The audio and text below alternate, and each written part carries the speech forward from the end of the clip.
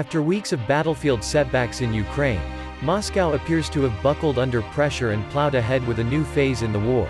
Urgent referendums to annex stolen Ukrainian land and harsh prison terms for defiant troops. The double whammy began with the announcement early Tuesday that Russia's State Duma passed legislation introducing stricter punishments for any troops who voluntarily surrender on the front line or refuse to follow orders. Deserters would get up to 15 years behind bars, while those who surrender face a 10-year sentence.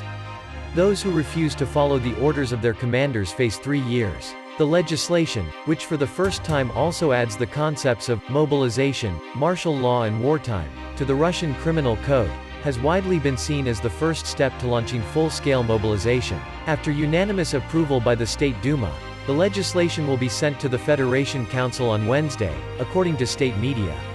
With the Federation Council also expected to get on board, the new prison terms will come into force as soon as Putin signs the bill, which could happen as soon as Wednesday. Bizarrely, the legislation was already marked as having been approved at all stages in the government portal as of Wednesday afternoon. While the move is widely seen as a way for the Kremlin to shore up troops, it was almost immediately met with panicked calls for Russian troops to ditch the war now before it's too late. We call on Russian service members at military bases and on the front to refuse participation in the special operation, or surrender as soon as possible. This is most likely your last chance, and you need to use it in the next day, the anti-war movement Vesna wrote in an open letter. A dozen other anti-war groups also are said to have signed on to the appeal. While Russian social media channels erupted with terrified posts about the prospects of mobilization, Russian proxy leaders in occupied parts of Ukraine announced, almost in unison, that they will be holding referendums on joining Russia beginning this week. We have set a course for reunification, a return to Russia.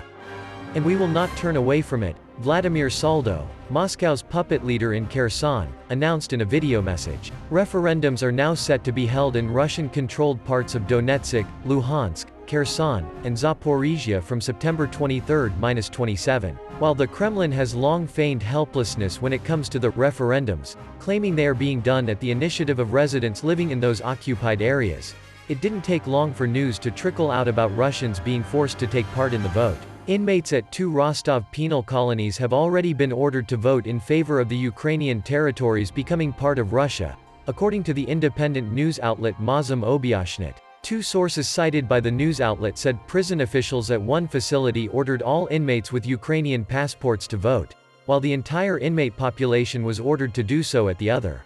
Sources cited by the outlet said Putin's sudden change of plans was the result of a pressure campaign by high-ranking Russian officials who want to ramp up the war efforts against Ukraine and go as far as introducing mobilization.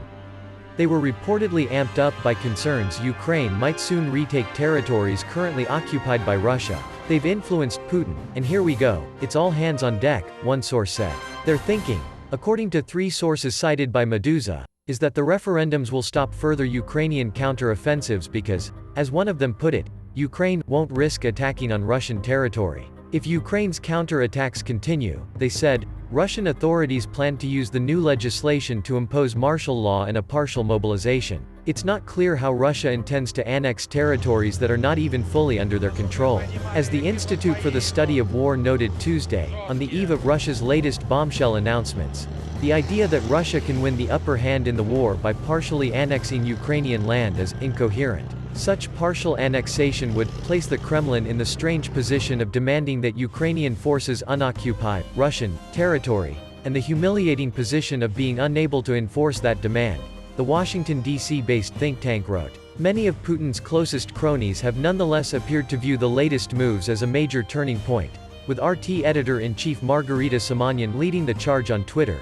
Judging by what is happening and still about to happen, this week marks either the eve of our imminent victory, or the eve of nuclear war. Thank you very much for watching.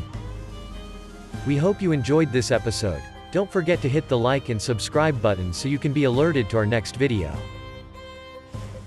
We'll see you again soon on Warzone.